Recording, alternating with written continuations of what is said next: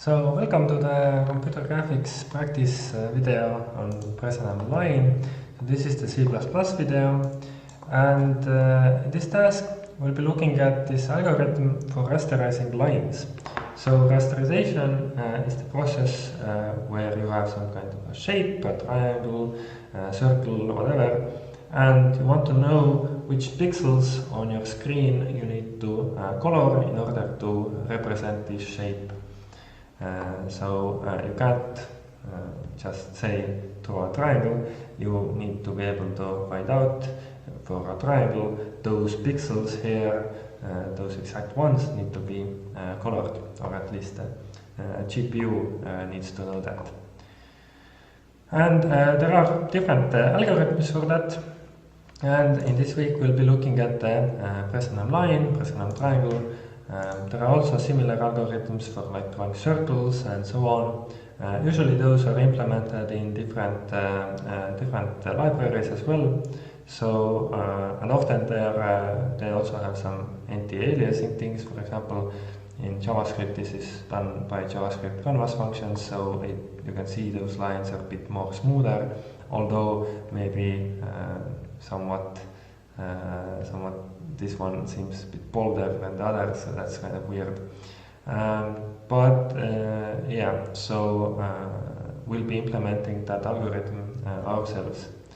And how this algorithm actually works. So let's assume we want to draw a line starting from here to here.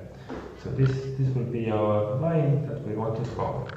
And let's assume that it starts from this center of those pixels, and the center of those pixels, the coordinates are there. So this will be 1, 1, this will be 2, 3, 4, 2. So the center will be the integer coordinates for that pixel. And the algorithm works like this, that we pick one of the axes. For example, this x-axis, because it changes, the line moves more in that direction than the other direction, and you will see why this is important in a moment. And first, let's color this starting pixel, and then the algorithm takes one step in one of the axes. So we're going to end up here. And at that point, we need to know something that's called an error. So an error from the actual line to this center pixel. So let's call this error. And how to find this out? So we need to find out the slope of this line. So how much does the y coordinate change when we move one unit in the x coordinate? So this will be 4 minus 1, that will be 3, and 2 minus 1, that will be 1, so it's 1/3. When we move one unit in x, we move 1/3 in y. We move 2 units in x, we move 2/3 in y. When we move 4 units in x, we move 1 unit in y. Or 3/3. Now, this error, what are we going to do with this? We're going to accumulate it. So, in the first step, this error is 0. After we have taken the first step, we add 0 plus 1/3, that's 1/3. And then we're going to check, is 1/3 greater than a half? And why half? Because it's half a pixel from the center to the border. If we have increased or moved further away than half a pixel in that direction, then we have moved over this border, and we should change the row we are on. But currently this is not so, so what we are going to do is we're going to color this pixel and stay on the row y equals 1. Next, we are going to again move 1 unit and add 1/3 to our error. And now this will be 2/3. And what has happened now is that 2/3 is greater than a half. So this indicates to us that we need to move one unit in the y direction to the other row. And so we do that, and we color that pixel, and we are now on row 2. But we need to also add to our error this movement. And how we do that is we take our error, so 2/3, and we're going to subtract 1 from it. And we're going to get -1/3, and this is exactly how much the error is now here. So it's -1/3, 2 -1/3 will take us to this line here. And yeah, that's it. So -1/3 is our new error, and we're going to take the last step. We're going to add 1/3 to this. We get 0 again, and this will make sense because when we're at the ending point, that is at the center of pixel 4, 2, then this is error is 0, and we color this pixel. And this is how the algorithm works. Now, the things to notice here is that, well, first, which axis are you going to take as the one where you're doing the step. So currently we do this one, but if our line would be something like this, that would be called steep line. We would rather want to do the steps in that direction and accumulate the error this way, and when it's increased enough, move 1 unit in that direction. So we need to check our lines steep or non-steep. And another thing that can be different is that are our lines ascending or descending. So if they are ascending, then this error actually increases towards the positive direction, assuming that the axis is this way. So, but if it's descending, then our slope will be negative.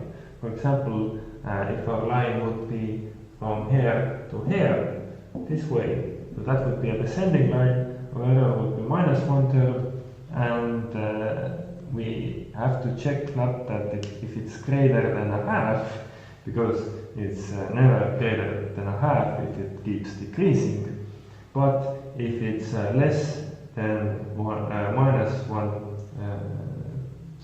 minus a half. So if it's less than -1/2, then we need to increase it and move 1 row down. And so there are 4 cases, steep lines, non-steep lines, and for both of them ascending and descending lines. And those need somewhat different checks, but the overall algorithm is the same. Now let's go see this in code. And when you download the base code, open it up in code blocks. I'm gonna close this one. So this is the Bresenham Line main lines CPP. Again, similar things that we have seen before. Init event loop draw. We have this function Bresenham Line. This, when you call it, draws a line. This is your first starting coordinate. This is your end coordinate. And this is the color that you use to draw the line. Everything else is the same as it was before. And this is just something that kind of tests the different implementations, so it just creates a bunch of lines. Here we draw black lines with Allegro's own draw line call, and here we draw red lines with the Bresenham Line call. And we flip the display, and that's it. So those lines, of course, will be next to the other lines. And this is the Bresenham Line algorithm. And let's check this in action. So currently what's happening is those will be the lines drawn by the Allegro cone, and those are the lines currently drawn by the Bresenham Line method. So let's close those and let's see what's going on here. So it draws lines from left to right. So if you happen to put some coordinates in that where these coordinates are to the right and those are to the left on the x-axis, then it swaps them, because otherwise you need to like somehow account for lines going the opposite way, and so we always draw them from left to right. What's going on here is we take the difference, how much the y changes, how much the x changes. So those are the same things we did here, how much x changed, how much y changed throughout the entire line. So those are the deltas, delta x and delta y. Then we make a variable error. This is where we will accumulate this error, so that one here. This will be the delta error, so this is the slope. Over here it's that one, delta error, and this will be, well, you can see like it's calculated as the slope over here. X and y are the current x and y we're currently on, and yeah. Now we're going to check if our change in x is greater than the change in y, and this will indicate a non-steep line. So on the x direction we move more than on the y direction. Y direction we move less and x more, so it's a non-steep line. Otherwise, the steep lines are the opposite of that. We move more on y and less on x. So this is the check, and you can also see there's an else clause which indicates those will be steep lines. And next we have this slope. We find out the slope. If it's negative, then we have an ascending line, and this is now different from what we see here, because if our error is negative, then we would have a descending line here, because our 0, 0 is located here. But as you might have found out before, in Allegro, the origin point is up here, and the positive x is like to the right, but the positive y is down. So this axis is kind of flipped, and the changes will be on the opposite, with the opposite sign, basically. So this is why it's a bit different from what we did here, but it shouldn't be too difficult to figure it out. So currently here, if delta error, the slope is negative, then we have an ascending line, because negative change in y here means that it will be visually going up, will be visually ascending. And yeah, so we start iterating over x, and each time we draw a new pixel on the current coordinate, we increase the error. If the error is now less than minus 0.5 because of the flipped y axis, we subtract 1 from it, and we subtract 1 from the row we're on, meaning that we move 1 row up, and we add 1 to the error, because we just moved 1 unit, so we change the error value accordingly. And this is drawing us those ascending non-steep lines. Now what we can do here is we can finish this branch. So it will be pretty similar to that one. This will be for descending lines. So let's see what's different for descending lines. So y will be still this one, but now the error is going to change differently. So if it's greater than 0.5, then we're going to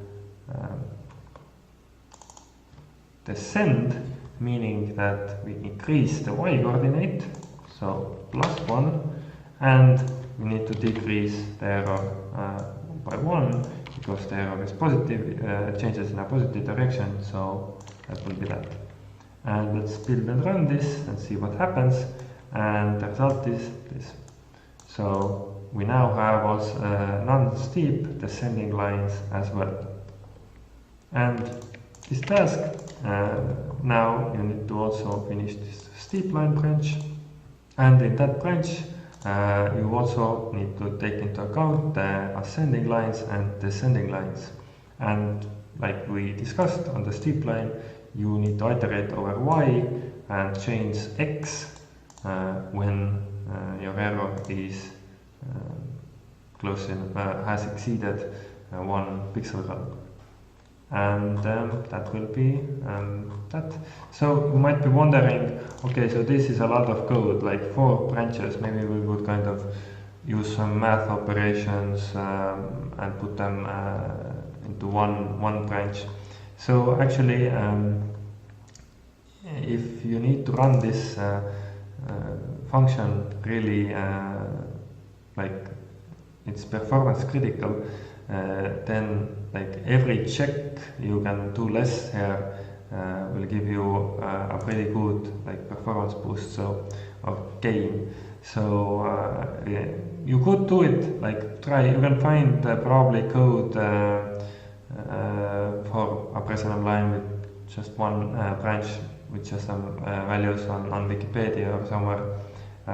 You could actually do it and measure the times of this algorithm and the one you find on the web. And if you follow that rabbit hole, then you can even find implementations where only integer math is used. So you can see currently here we are doing some divisions all the time. We are adding floats, subtracting floats. All of this can be also done by integer arithmetic, so which will be even more faster. So that might be also interesting. So if you're really interested in this thing and find an optimum, like a version with less code than this, then put it like Bresenham line 2 and 3 with only integer arithmetic, and then measure the performance, like run those algorithms 1,000 times, find the average time spent on those, and write the results in the task submission if you want. But this is totally optional, so the points will be given for this implementation. So yeah, good luck.